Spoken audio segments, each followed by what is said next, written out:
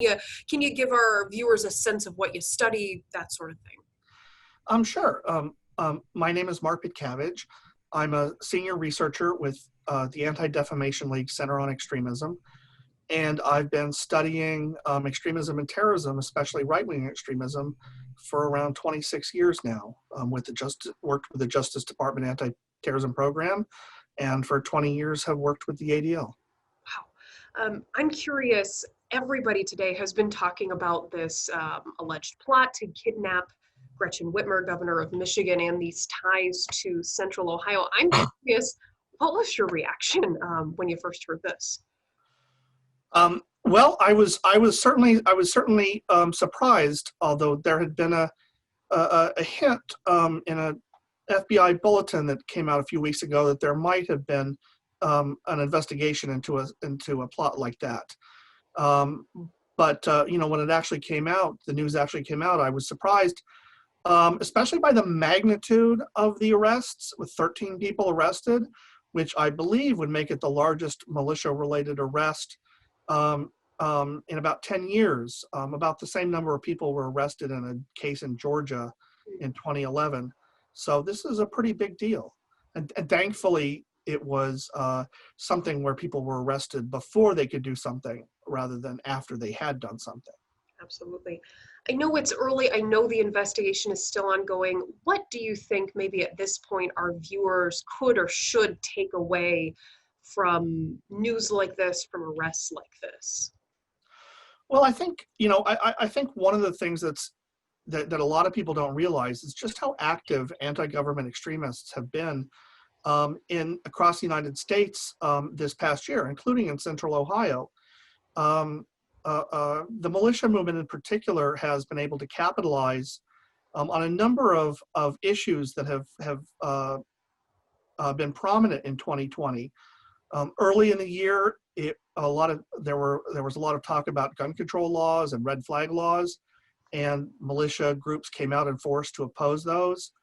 And then the militia movement and other anti-government extremists were also among the very first to oppose lockdown measures and other restrictions designed to combat the coronavirus. And we saw that right here in Columbus with one of the very first protests against the lockdown. And then in the summer, the militia movement has come out in opposition to Black Lives Matter, which they view as being controlled by Marxists. And they've wrapped that up into their conspiracy theories. In particular, a lot of people in the militia movement have targeted state government this past year. That's in part because of those specific issues, and in part because the militia movement has come out very strongly in support of Donald Trump. And although traditionally the militia movement has been their anti-government anger has been primarily directed at the federal government, it's hard to be so angry at the federal government if someone you like is at the head of the federal government.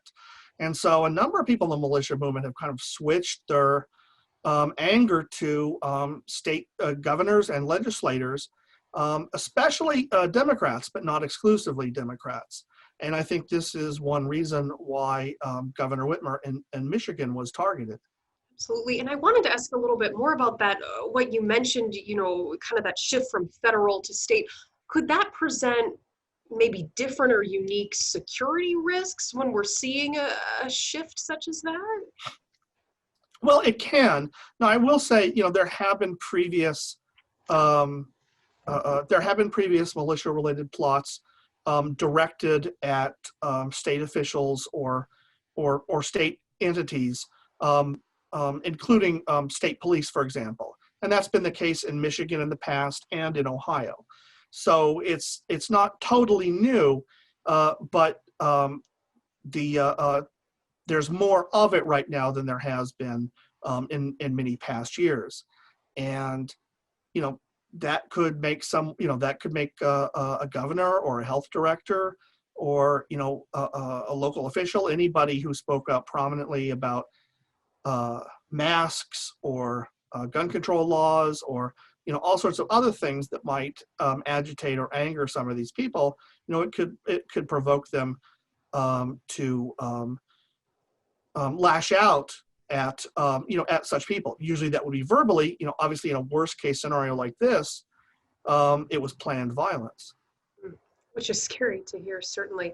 Um, I'm curious, we've been getting a lot of reaction or comments from viewers. I don't want to say scared, but maybe a bit alarmed. Wow, this has connections to Dublin, to Central Ohio. What can people take away from that? I mean, really, this exists sadly everywhere? Well, I mean, the militia movement has a long history in Central Ohio. It has been active in Central Ohio since 1994, and it's never gone away. Um, and there have been people associated with the militia movement in Ohio who have engaged in violent acts and plots.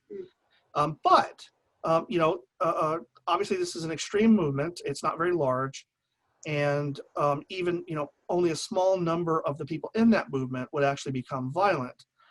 And so I don't think people in Central Ohio should become alarmed or panicked.